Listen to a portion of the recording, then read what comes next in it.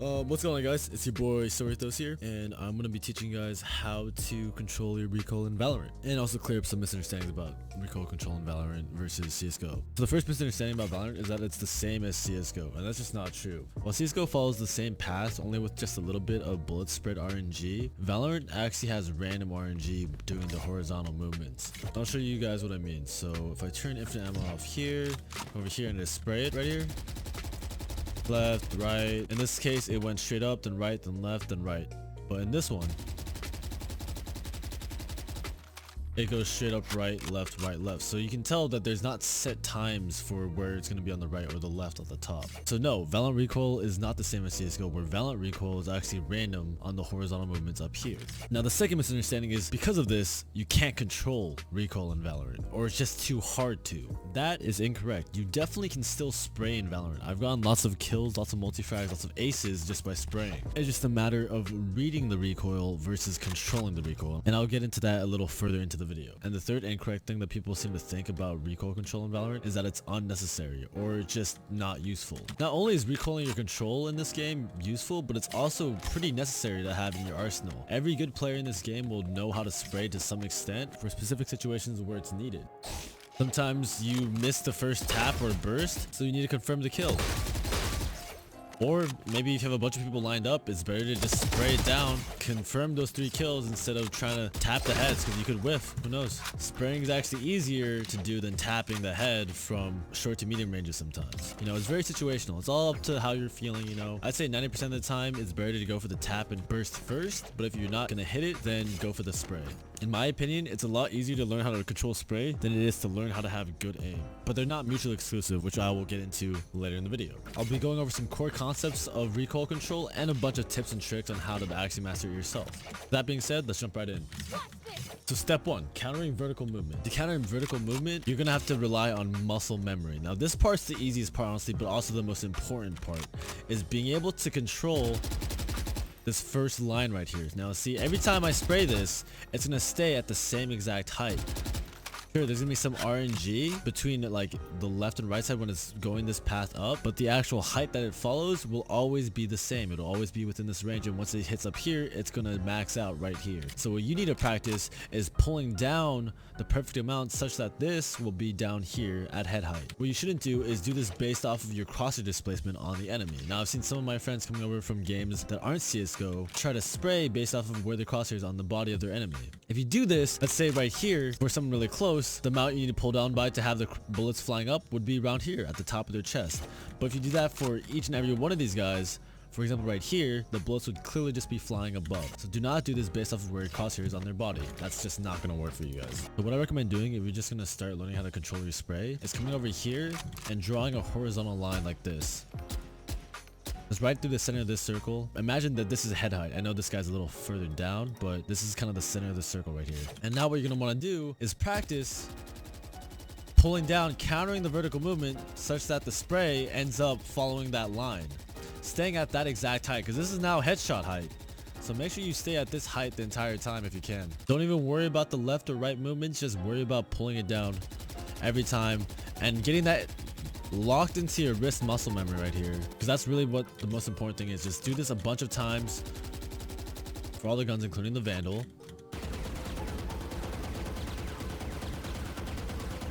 And you can see if I'm going a little too high, I'll learn to pull down a little more next time for the Vandal, because the recoil is definitely different for every gun. Whereas the Spectre, for example, it's going to be, you have to pull down less. So try and realize how much you need to pull down by and practice that. Practice until you get this first part down. This is the most important part of spraying. This is what's going to be guaranteeing you the first kill or the second kill even. There's no point moving on to the next part if you don't have this completely down first. So practice making this line, imagine the line, and then just try to keep it on this line, not too high above, not too far below. I know the Spectre has some more RNG and vertical movement, but that's the basic idea. Another pro tip for learning how to control this vertical movement of your spray is crouching. So now pretty much every player at all levels will learn how to spray while crouching. And crouching actually makes it easier to spray and control this vertical movement right here. You see it pulls down naturally, so you don't have to actually move this too much further down. With that being said, you don't pull down as much when you're not crouching, so you actually have to learn these two things separately. This is how much you have to pull down when you're standing up, and this is how much you have to pull down when you're crouching. So now that we have vertical movement out of the way, let's go straight into horizontal. So countering horizontal movement, you're gonna have to do this off of recoil reading, is what I like to call it. Again, it's random, so you're gonna have to try and read where the bullets are going. See, it's right, left, then left, then right. Now obviously you want to go in the opposite direction, so when it's up here on the right, you want to pull down to the left. When it's up here to the left, you want to pull down to the right. Also, another thing when I said about vertical movement is after those first 10 bullets bring it to this height, you don't want to pull down anymore. It's just gonna be left, right, alright? So don't pull down anymore. Just focus on countering right movement and then left movement. You see I'm going the opposite direction of where the gun would be going. Some people might think that's impossible to do, but it's actually a lot easier than I expected. So sure, it's not as easy as CSGO where you can remember the entire spray pretty much with just muscle memory. Obviously you're not gonna remember every single bullet of the spray. You don't actually have to like pay attention to how the gun's moving and how the tracers are. So there are 3 things that go into recoil reading, alright? And I'll tell you them in the order that I prioritize them when I'm trying to read my own recoil. The first thing I look at are tracers, alright? So usually I have tracers turned off in CSGO, so this is kind of a new thing for me. But as you can tell, you can actually see the tracers are showing you where the bullets are going, even if you can't see the bullet holes, right? If I'm just like spraying to nothing, you can see the tracers still, and based off of that, you can try to line those tracers up with the guy's head. So just right here, I see the tracers going to the left, going to the right, you know, and then you're trying to counter that, alright? Tracers are really going to be on the person's head, and that's where I'm focusing my kind of center of attention on, is towards the center of my screen. With that being said, the second thing I focus on is my crosshair placement, or rather crosshair displacement, because the crosshair also has a tell. It'll move to the left and right, as you see here. When it's spraying to the right, it moves right. When it's spraying to the left, you move left. So when you can feel that crosshair pulling your spray, you gotta move it the other way. You have to drag it the other way. When you feel the crosshair do this, you gotta pull it that way. When you feel it do that, you gotta pull it this way. And that's the thing that I'm like half paying attention to. Again, tracers are what I focus most on when I'm countering horizontal movement, but crosshair placement is also very important because it's a quick tell and will show you right away. Now the third and last thing that I'd pay attention to is gun movement. Now the gun movement will actually tell you where the spray is going as well. So right here, if you see when it goes to the left, the gun moves left, and when it goes to the right, the gun actually moves to the right. So you can see that's going left, right, right. Based off of that, it'll subconsciously tell you that you need to be going to the left if your gun just starts shooting that way. So you can actually, it's kind of like a subconscious, just subtle hint saying, yo, we're changing direction. So when you see movement in your gun, you know you have to go to the other side. Now again, I would not be focusing on this. I would not be consciously looking at this, because the most important thing in any FPS is to keep your focus in the center of your screen on the person's head. And another thing about horizontal movement is that you see this little bar that it makes, how it makes a line in the center. It really just focuses and favors on these 2 points on the end. So I wouldn't even worry about trying to control this middle part, because this is gonna happen randomly. It's gonna happen too fast for you to react. Just know when this moves from right to left, you have to make the adjustment as fast as possible to go from left to right. Don't worry about trying to control the center part. This will happen probably 1 every 4 or 5 shots, so don't even worry about that. Try to read the majority of your spray, not every single bullet, because if you try to read every single bullet, you're just gonna be all around. And if you just hold it at the middle, it's just not gonna work. You gotta realize that you're just picking a side and try to read which side it's going towards. Don't worry about the middle part. Now that we have all that out of the way, let's go into spray transfer real quick. So what is spray transferring? So spray transferring is when you start a spray on one person and then you end it on a different one. You can have 2 people spray transfers, you can have 3 people spray transfers, you can even have 4 or 5. And this is really good for multi-fragging when you have a lot of people in front of you and you just don't want to take the time to take one burst and then look at the next one. So what I would recommend for this is just remember to master this vertical movement and keep your bullets at headshot level. And then what you can just do is bring this and just mosey on over to each and every person's head. Just practice that first. Just stand right here and just keep it at headshot level and just, you know, just sweep on by. As long as you can move left and right without moving it vertically at all, then that's a really good skill to master first, alright, before you actually worry about transferring to people. So now what transfers actually should look like is snapping, alright? You don't want to be just moseying your spray on over to the next person, because when you take your time to go over here, your spray can change in between, so then you won't actually know where your spray is at in terms of horizontal movement. So if it's on the right side here, you want to snap here so fast that it's going to be on the same spot pretty much for this guy and that guy to hit their head. Also, obviously, it kills them faster, so minimize the time in between each person to snap onto them, lock onto them if they can. Especially if they're moving, you're going to want to try and track them as fast as possible. So it's very snappy. Do not, mosey on over in between each one. That's just gonna slow down everything and make it much harder to learn how to spray transfer. Also, this is the most basic thing about spray transferring, but I feel like this is still something I should touch on. And that's don't skip people. Make sure you're confirming the kill before moving on to the next, alright? I see a lot of my friends and still people at high levels of play, even though they're conscious about it, will make this mistake. They'll just go over here and they'll just start on someone else and then they'll just skip the first guy. And this first guy will be like, what the heck, and just shoot him in the face. So make sure you're killing everyone in the spray and confirming the kills before moving on. That's probably the most fatal mistake you can make in a spray transfer.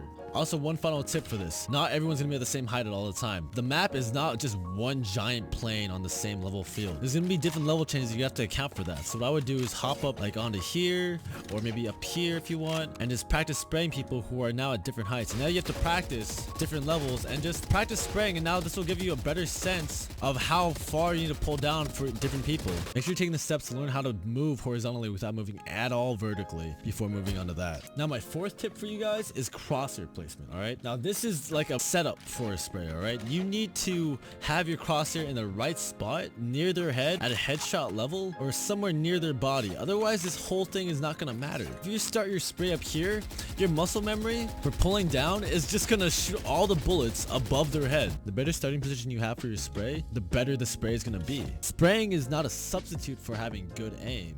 It's just for when you whiff and you want to confirm the kill, or in situations where they're very close and you just want to make sure you can get 2 or 3 kills on them, But 90% of the time I personally would go for taps because it looks cooler and it's more efficient, but that's not for everyone. So try your best to get your crosshair as close to their head as possible before starting your spray. Otherwise your muscle memory for the whole vertical thing that you trained hours for is not gonna have any use. If you start up here, it's gonna be above their head. You start down here, it's gonna be at their crotch. It doesn't matter. You have to start in a good spot for your spray to be the most effective. What I would do to train this was I would go here, turn off the bots, and you just do easy if you want, and just practice starting your spray in a good spot near their head. Not necessarily starting on their head, but getting close to their head so that when you pull down your spray, it'll land up on them, So now the fifth and final tip is about movement. I'm not talking about crosshair movement, I'm talking about actual movement with your character, right? The first very basic tip for just all beginners, and everyone who's not a beginner should know this, is don't run and shoot. You're gonna be completely inaccurate. This is gonna be literally full RNG. There's no way you can control this spray right here,